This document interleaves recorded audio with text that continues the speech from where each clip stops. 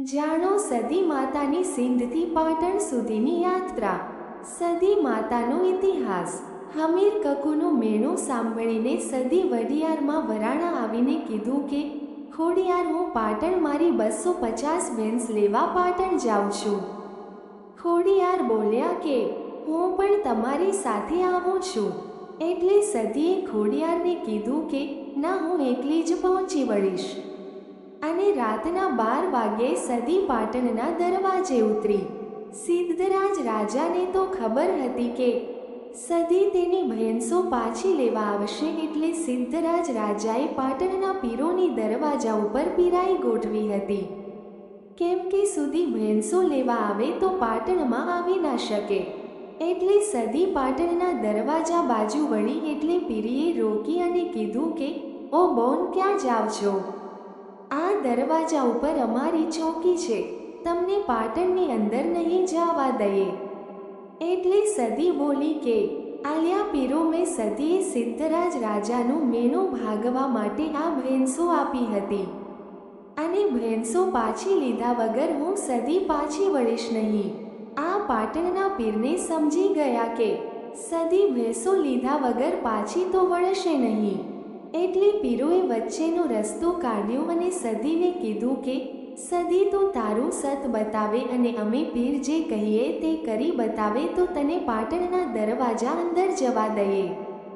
એટલે સુધી બોલી કે તમારે કેવા પારખા લેવા છે? એટલે પાટણના પીર બોલ્યા કે સુધી અને તને એક સૂતરનો દોરો આપીએ।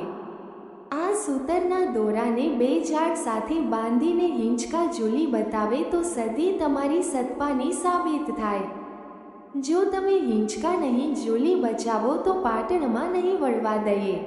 એટલે સદી બોલી કે અલ્યા પીરો, લવો તમારો સૂતરનો દોરો। હું સિદ્ધમાંથી આવી છું, પણ ગુજરાતમાં ખેલીને ના જાઉં તો ગીક પડે મારા વેય। સદીએ સૂતરનો દોરો પીર પાસેથી લઈને 2 ઝાડ સાથે બાંધીને હિંચકા ઝૂલવા માંડી। સદી હિંચકા ઝૂલતી ઝૂલતી આકાશમાં ઉડવા માંડી, અને સદીએ આ પાટણના પીરોને કીધું કે આલ્યા પીરો, તમારા પાટણના જેટલા પીરો હોય એટલા પીરોની પીરાઈ મૂકો। જો આ બધા પીરોને કૂદીને પાટણમાં ના ઉતરું તો હું 12 ભવનની બારવટી નહીં। સદીએ એક કૂદકો માર્યો એટલે પાટણની રાણકી વાવે આવીને ઉતરી। બીજો કૂદકે સિદ્ધરાજ રાજાના રાજમહેલમાં બેહાડો માંડ્યો। પાટણના પીરોને પછડાટ આપીને સદી સિદ્ધરાજ રાજાના મહેલમાં આવી। મહેલમાં આવીને સદીએ રાણીવાસમાં પૂણાકો મૂક્યો। રાણીવાસમાંથી રાણીઓ અને દાસીઓ ધૂણતી ધૂણતી બહાર આવી। રાજમહેલમાં હો હો મચી ગયો। પછી સદીએ કીધું કે સિદ્ધરાજ, હું મારી ભેંસો લેવા માટે સિદ્ધની સદી આવું છું। સિદ્ધરાજ સમય પારખીને સદીના પગમાં પડી ગયો, અને સિદ્ધરાજે સદીને કીધું કે તમે ભેંસો લઈ જાઓ, પણ હું સિદ્ધરાજ રાજા તમને અમારા પાટણમાં બેસાડવા માંગુ છું। એટલે સુધી બોલી કે સિદ્ધરાજ રાજા, હું મારા હમીરાને આ 250 ભેંસો આપીને પાછી પાટણમાં આવું છું। અને સદી ભેંસો લઈને સિદ્ધમાં આવી। સદીએ હમીરાને ભેંસો આપી અને કીધું કે હમીરા, તારું અને તારી કકુનું મેણું મને વહામું લાગ્યું છું। આજથી હું સદી સોંધ મલક મૂકીને ગુજરાતના પાટણમાં જઉં છું। આજથી તમારાને મારા સદીના છેલ્લા રામ રામ। સદી સોંધ મલક મૂકી રીસાઈને પાટણ આવી અને સિદ્ધરાજ રાજાને સપનામાં ઉતરી અને કીધું કે રાજા, હું સદી આવી છું। સવારે મને વાગતા ઢોરે પાટણની રાણકી વાવે બેસાડજે। તું મને રાણકી વાવે બેસાડ, પછી હું જગતમાં તારું નામ સોના રૂપાના આંકડે ના પાડી દઉં તો મારું નામ સિંધ મલકની સદી નહીં જા। સદી માતા પાટણની રાણકી વાવે બેઠા એટલે કડા ગામના વીરભણ રાવલને ખબર પડી કે સદી સિંધમાંથી રીસાઈને પાટણની રાણકી વાવે બેઠી છે। એટલે વીરભણ રાવલ સુધીને પોતાના ગામમાં લઈ જવા માટે રાણકી વાવે આવ્યા। વીરભણ રાવલે 2 મહિના રાણકી વાવે સદી માતાની એક પગે ભક્તિ કરી। 2 મહિને સદી જાગી એટલે વીરભણ રાવલે કીધું કે રાધી, હું તમને મારા ગામમાં લઈ જવા માંગુ છું. એટલે સદી માતા બોલ્યા કે, વીરભર રાવલ, હું તારા ગામમાં, તું આગળ આગળ જા, હું સદી તારી પાછળ પાછળ આવું છું.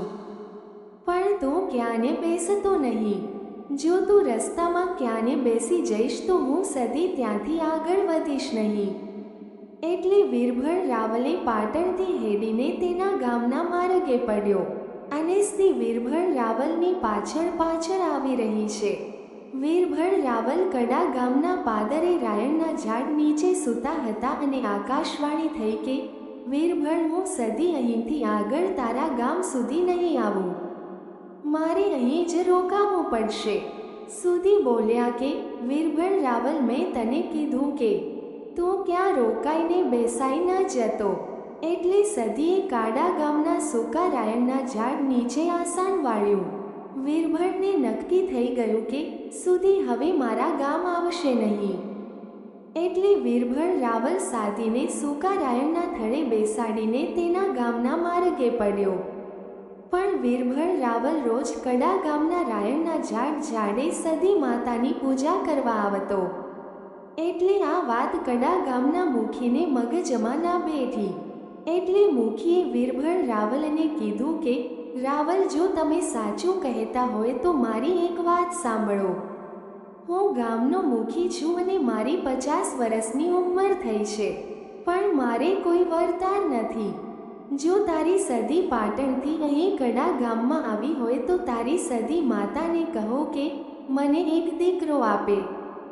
આમ મુખીએ કીધું કે ત્યાં સુધી માતા વીરભર રાવલને 16 કળાએ ધૂણવા ઉતરી અને કીધું કે, મુખી, આજથી 9 મહિના અને 13 દિવસે તારી બૈરીને એક દીકરો આપું તો એમ માનજો કે વીરભર રાવલની સદી બોલીતી.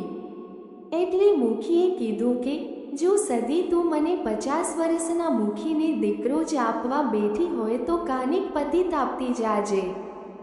એટલે સદી ફરીથી હાકોટો કરીને બોલી કે, મુખી, આ સુકાઈ ગયેલા રાયણને કાલે સવારે લીલા 3 ફણગા ફૂટે તો એમ માનજો કે હું સદી બોલ્યા પછી બીજું નહીં બોલું. સદી માતા સિંધમાંથી પાટણ રાણકી વાવે આવી અને રાણકી વાવેથી ગુજરાતભરમાં નીકળી અને ગુજરાતભરમાં સદીએ ડંકો વગાડ્યો છે, ઘણી ખમ્મા મારી માતા રાણીને. વાર્તા ગમી હોય તો ચેનલને લાઇક કરો, શેર કરો, સબસ્ક્રાઈબ કરો. જો નવા હોય તો કોમેન્ટ પર જય માતાજી લખવાનું ના ભૂલતા.